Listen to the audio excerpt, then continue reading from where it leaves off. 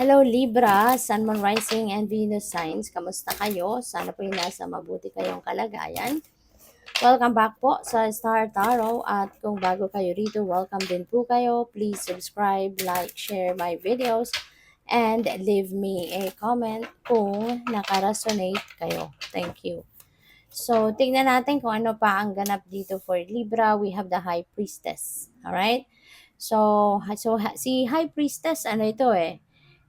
Si High Priestess, this is someone na um, this is someone na reminding you, no? Reminding you to always follow, always listen to what your intuition is telling you. 'Di ba?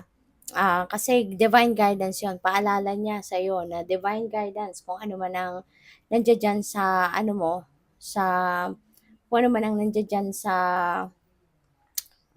tawag dito, kung ano man ang nandiyan sa inyong intuition, ano man ang mga nare-receive ninyong intuitive messages, nudges, those are guidance for you from the divine. At yan ang makakatulong sa'yo na mapunta ka sa tamang daan, mapunta ka sa tamang sitwasyon, mapunta ka sa tamang pagkakataon, tamang desisyon, yung ganon. Okay? What else? We have the Ten of Pentacles. Wow. So, napakaganda nito kasi this is wealth. No? This signifies wealth is coming in. This signifies abundance and prosperity coming into your life. Possible then na ang iba sa inyo rito is also going to have financial ano na, stability, security, hindi lang sa ngayon kundi for the long term. Okay? Hindi lang sa ngayon kundi for the long term. Kaya possible din na ang iba sa inyo rito Libra, you are definitely going to ang iba sa inyo dito, you are definitely going to have more ano, tawag dito, more kaluwagan pagdating sa pera. 'Di ba? Kasi parang mas maraming pera ang pupuwedeng dumating sa inyo rito, eh. Pupuwedeng mas maraming financial blessings ang dadating sa inyo rito, pupuwedeng galing 'yan sa inheritance, pupuwedeng galing sa return of investment ninyo, pupuwedeng galing 'yan sa suweldo ninyo, puwedeng gano'n, you know? So, pagdating sa usaping pera, maluwag, 'no? Maluwag ngayon ang pamumuhay kaya napakaganda. Tsaka hindi lang 'yan 'no, na mapo-providean mo yung pangangailangan ng pamilya mo for just now, kundi it's going to be for the long term, you know? This is financial security and stability for the long term. Okay, this is really beautiful energy.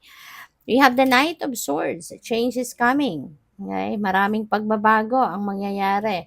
Maraming pagbabago ang pwedeng dumating, no, sa buhay ninyo around this time. Kaya maswerte ka. Maswerte ka kasi 'di ba? Kapag may pagbabago, exciting 'yan, maganda 'yan kasi syempre pag merong pagbabago ano 'yan, we are improving our situation for the better, 'di ba?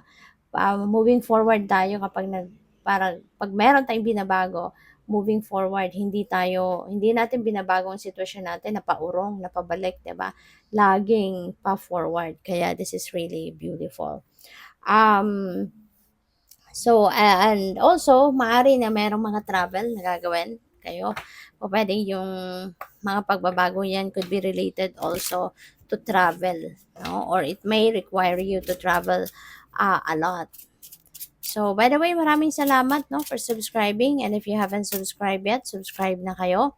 And also, maraming salamat din for not skipping the ads. Malaking bagay po yan sa akin. And also, please click the join button sa baba ng video kung gusto po ninyo na mag-join kayo sa membership. So, we have high honor, message of concern, meron tayong false person. So, high honor, ang iba sa inyo dito, baka ma-recognize.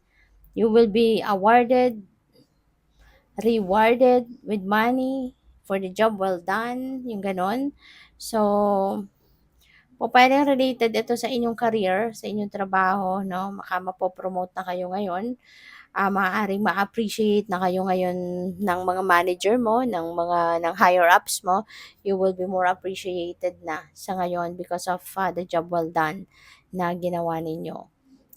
Also, Libra, ang iba sa inyo rito, merong matatanggap na balita. Maybe you are going to receive some message, news na po pwedeng ikakabahala ninyo. Okay? Meron kayong ikakabahala. So, pwede rin na mag-overthink ka lang dito. Pwede rin naman na hindi talaga to something na kailangan ikabahala, pero because you are going to overthink, overanalyze things, kaya ipag-aalala mo siya even if it's not necessary.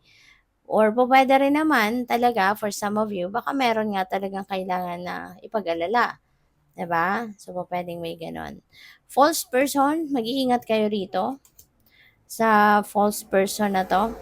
Kasi pwedeng yung false person na to is going to, um, baka nandiyan lang yun sa paligid mo, nag-aantay ng tamang pagkakataon na maloko ka, nalokohin ka, na baka meron lang itong, merong, pwede nakikipagkaibigan to sa'yo, tapos all of a sudden, di ba, kapag nakuha na niya yung loob mo, na tinanggap mo na siya bilang kaibigan, tsaka na siya gagawa ng, magsisimulang gawin yung, magsisimula na siyang, um, lokohin ka, no? Puwedeng gano'n ang ganap dito for some of you. Kaya maging maingat, 'no, huwag kayong masyadong magtitiwala agad-agad sa mga tao, lalo-lalo na sa mga bago ninyong kakilala. Do not give your 100% trust agad-agad. Kailangan mas kilalanin mo yung tao, maging observant ka, maging vigilant ka, kasi lalo-lalo na sa panahon ngayon, ang dami ng manloloko, ang daming mambubudol, alam mo yun, ang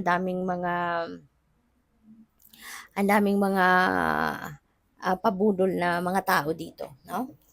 So, we also have marriage. Ayan. So, yung marriage naman na to is, pwede nga iba sa inyo ikakasal na. Kung hindi man, baka kayo ay a-attend ng kasalan. Pwedeng ganun. Baka kayo ay maiimbitahan sa isang kasalan. Or, pwedeng si false person, related ito dito sa marriage. For some of you, hindi ito para sa lahat.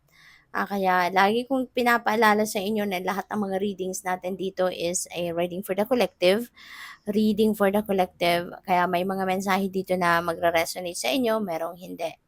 Okay? Merong mga hindi talaga kayo makaka-relate, kasi ibig sabihin nun, hindi yun talaga para sa iyo.